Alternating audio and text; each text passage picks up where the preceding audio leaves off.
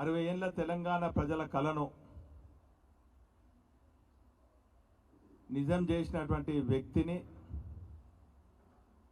ఒకే ఒకనిగా బయలుదేరి త్యాగాల పునాది పైన స్థాపించినటువంటి టిఆర్ఎస్ పార్టీ అధినేతను 10 ఏళ్ల కాలంలో దేశంలోనే తెలంగాణ రాష్ట్రాన్ని అన్ని రంగాలలో అగ్రభాగంగా నిలిపినటువంటి వ్యక్తిని కేసీఆర్ గారిని చూడాలని లక్షలాదిగా ప్రతి గ్రామం నుండి లక్షలాదిగా సబండ వర్గాలు వచ్చి ఆ సభను దేశంలో ఎక్కడ లేని విధంగా ఏ పార్టీ కూడా నిర్వహించలేని సభను బీఆర్ఎస్ పార్టీ నిర్వహించి ఆ సభను సక్సెస్ చేసినటువంటి సబండ వర్గాల ప్రజలకు బీఆర్ఎస్ పార్టీ తరఫున పేరున కృతజ్ఞత ధన్యవాదాలు.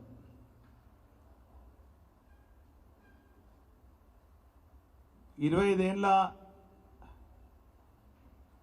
బీఆర్ఎస్ పార్టీ కనుక చూసినట్టయితే కేసీఆర్ గారిని చూసినట్టయితే 3 భాగాలుగా మనం చూడవచ్చు.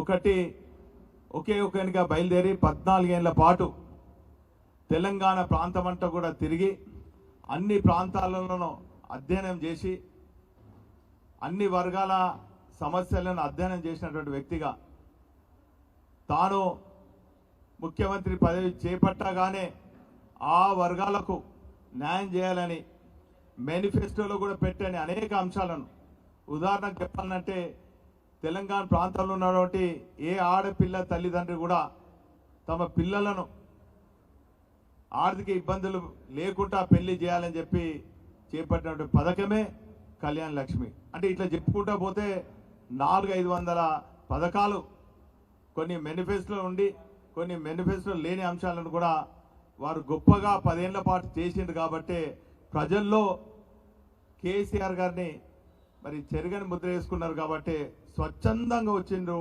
మరి అందులో మరి ఎడ్ల బండ్ల ద్వారా అనుకోండి, పాదయాత్ర ద్వారా అనుకోండి, సైకిళ్ళ పైన అనుకోండి, లేక 15-16 నెలల నుంచి ఆటో కార్మిక సోదరులందరూ కూడా దగాబడి ఆత్మహత్యల వైపు మరి పోతున్నటువంటి సందర్భంలో వారి ఆత్మస్థైర్యాన్ని పెంపొందించుకునే విధంగా మరి వేలాది ఆటోలలో కూడా వచ్చినటువంటి పరిస్థితి మనకు కనబడ్డది.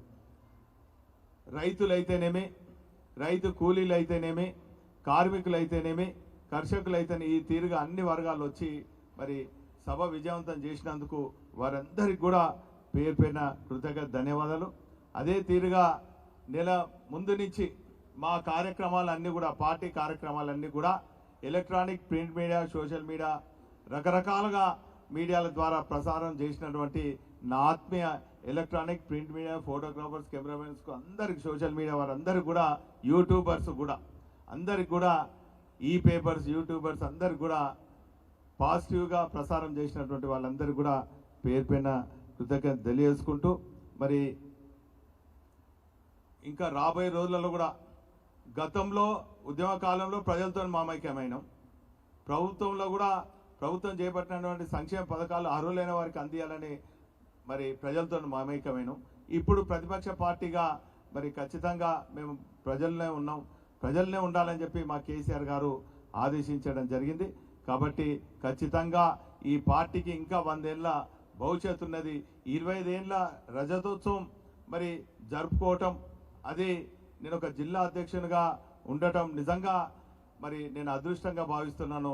మరి ఈ సమావేశం ఉమ్మడి వరంగల్ జిల్లాకు సంబంధించిన ప్రాంతంలో మరి నిర్వహించినందుకు, సార్ ఒప్పుకున్నందుకు మా అందరి తరఫున మరి కేసీఆర్ గారికి కృతజ్ఞత తెలియజేసుకుంటూ, ప్రత్యేకించి చెప్పాలంటే ఎల్కతుర్తిలో ఉన్నటువంటి రైతులు సంపూర్ణంగా మరి సహకరించడమే కాకుండా మరి అక్కడ ఉన్నటువంటి మాజీ శాసనసభ్యులు సతీష్ గారు మరి ఎంతో కృషితోని ఎక్కడ కూడా వేలాది మందిగా వస్తున్నటువంటి మరి ప్రెస్లకు కానీ మా కార్యకర్తలకు కానీ వారు అన్ని రకాలుగా చేయుతనిచ్చి సహకరించినటువంటి కెప్టెన్ లక్ష్మీకాంతరావు గారి కుటుంబానికి కానీ అక్కడ స్థానికంగా సర్పంచులు, ఎంపీటీసీలు, ప్రజాప్రతినిధులు, మాజీ బీఆర్ఎస్ పార్టీకి సంబంధించిన వాళ్ళు కూడా ఎంతో ఓపికగా అన్ని రకాలుగా ఇచ్చిండ్రు. ప్రత్యేకించి 12 ఎకరాల 68 ఎకరాల స్థల యజమానులకు, రైతులకు ప్రత్యేకంగా మా బీఆర్ఎస్ పార్టీ తరఫున శిరసొంచి వారందరూ కూడా కృతజ్ఞత